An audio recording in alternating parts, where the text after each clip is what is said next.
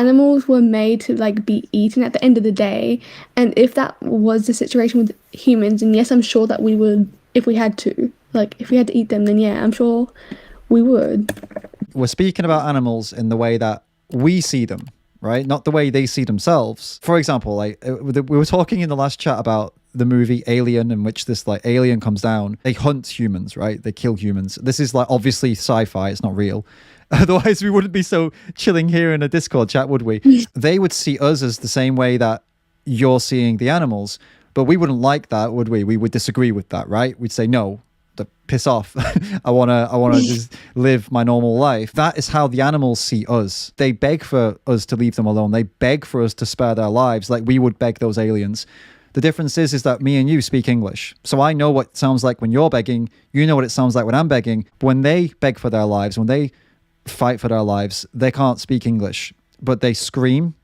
They try and get away from us. They shiver in fear at us.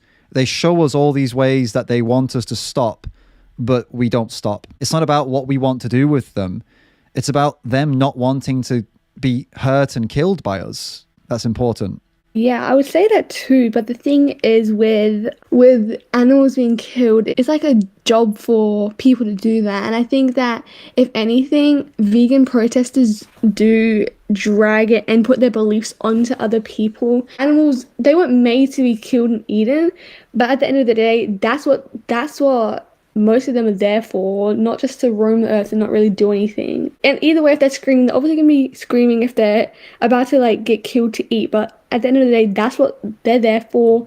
They're being breeded for that, and I think that like that's why vegan protesters shouldn't put their beliefs on non-vegans, just because that's what they're made for at the end of the day. Then it's back to kind of what we mentioned earlier, right? Like that if if these aliens, let's just talk about these aliens again, if they started to breed humans for that purpose to be eaten, you wouldn't sit by and say, well, that's fine because, you're breeding us for this purpose. You would still want to live, wouldn't you? You wouldn't just accept it. What about these other animals? Even if they're being bred right now for that purpose, how does that make it all right? They will still fight. They don't want that to happen.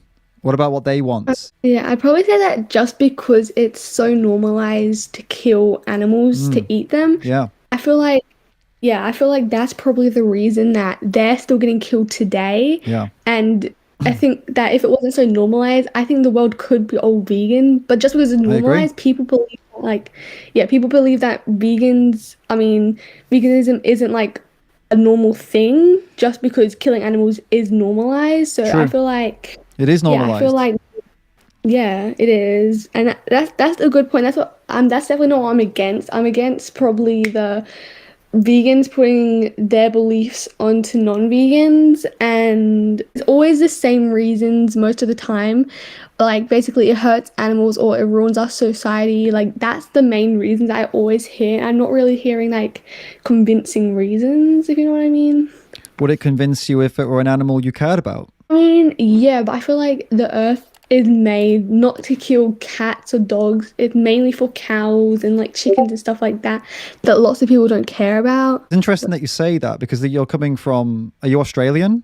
I can hear maybe? Oh, yeah. Yeah, so you're coming from Australia or wherever you live, somewhere in the West, and that's the way you see cows, chickens, and you see those as the ones that we eat and cats and dogs as the ones we don't. You said the world sees them that way. But if you just, not too far from where you live, like a short flight away to some parts of Asia, there are people there who completely disagree with you. And there are entire countries that do eat cats and dogs, and they would say you are crazy for not eating them. This idea that the world is a certain way and that's just the way it is, it's not as robust as you might think. Actually, it can change, and it does change from place to place, and it can change to a point where we give all the animals the same respect that a cat and dog has. And why shouldn't we? What does a dog have that a cow doesn't have? That makes it okay to shoot a cow in the head, but it makes it wrong to shoot a dog in the head. What's the difference between these two that makes it, different? Yeah, I mean, I guess, but the thing is, just because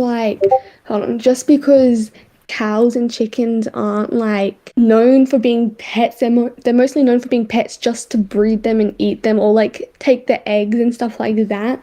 I feel like if animals are just made just to, like, for example, get a cow's milk or just get chicken's eggs, would that still count as like not being vegan or whatever, because it isn't killing the animal or something like that? Do you think that would still count as like, So yeah, you there's know? two questions I think you had there. One that was that the chickens are not made as, or in your words, made as pets or whatever, and dogs and cats are.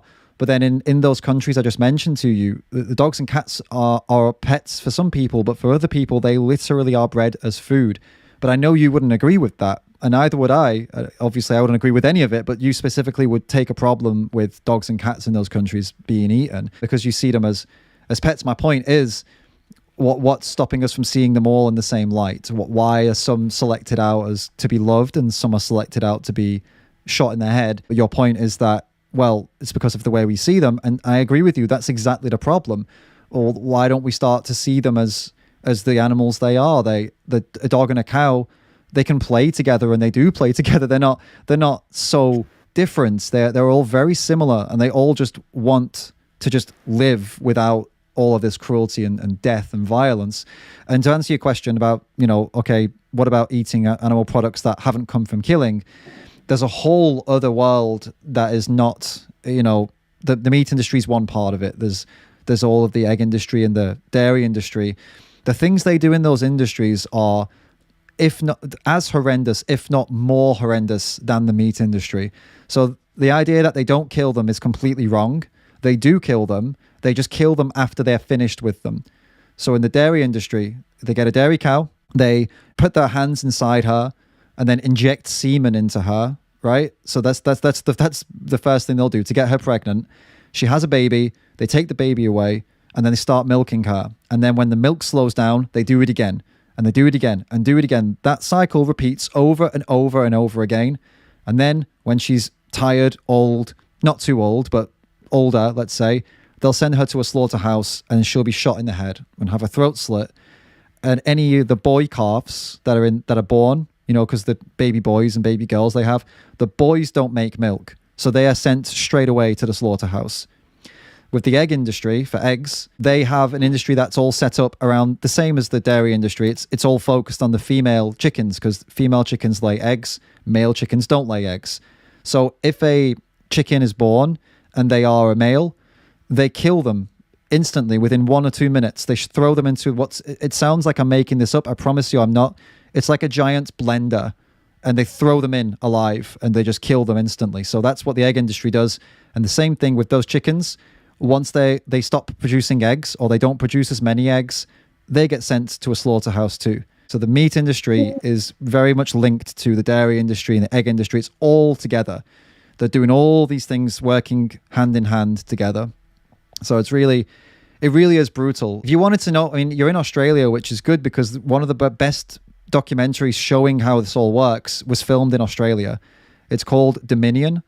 So it's free on YouTube. If you just type in Dominion documentary, it has everything you'd ever need to know about what's going on in Australia and obviously the rest of the world and how all of this works. Yeah, another a question that I have is, if a male chicken is born and just because he can't produce anything, when he gets killed, do they make the chicken into like meat, or do they just kill it, or just like for nothing? They are put into like low grade meats like dog meats or, for food for dogs or food for other animals. I don't think they're using the blended up baby chickens for human consumption. Also, another question I have is, do you think it would be the same thing if farmers or butchers or anything like that would let the cow die and then try and get its meat or anything like that? Do you think that would be the same thing?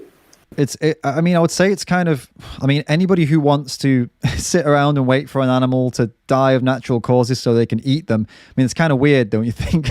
Just on the surface, it's kind of a weird thing to do. But I don't see any moral issue with that. I'd say it's weird.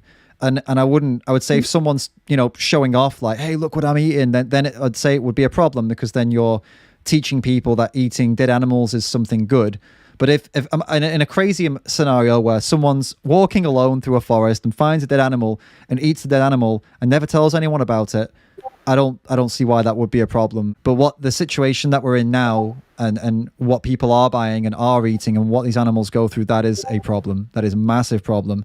And it really doesn't take much to change that, and eat something else. Yeah, I'd say the same, but the thing is, I think that I know you're trying to sound bad, but I think it is an old thing at this point, just because what's the purpose of animals and what's the good for animals if we don't eat them? Like, I don't see the purpose of them being on Earth if we're not going to eat them, if you know what I mean. And just because if we just because it hurts them if we kill them, I mean that's the whole process either way. Like, Asking what purpose does an animal have is like asking what purpose does a mountain have. It doesn't. A mountain doesn't have a purpose. It just is a mountain. That's what it is. It's there. It's been there for a long time, and one day maybe it won't be there anymore. And I would see both humans and other animals the same way. Like there's not like we have a purpose. We are here, we live out our life, and we die, and then that's it, right? Assigning a purpose to someone based on what makes us feel good or what's good for us. Look, I mean, you know about the history of the West, and you know about the different things that have happened in history with other groups of humans, and how they've been treated horribly because some people decided that they had a purpose and that was to serve me. Especially, we can use loads of examples to show this. And then now we look at 2021, and most of us agree that no, you can't just decide someone else's purpose based on what makes you happy. That's not okay anymore. Or someone else's purpose based on how they look, or what skin color they have, or what gender they are. We don't do that anymore because these things are horrible, but we're still doing it to other animals just because of the species they are. We're saying you're not a human, so I can decide what your purpose is. I think we need to learn from the past and start to realize that we should stop doing that to others, whether they're human or not. We should stop saying, you look this way, so I get to abuse you or do what I want with you. And we should start looking at a way of what can I do to make your life better?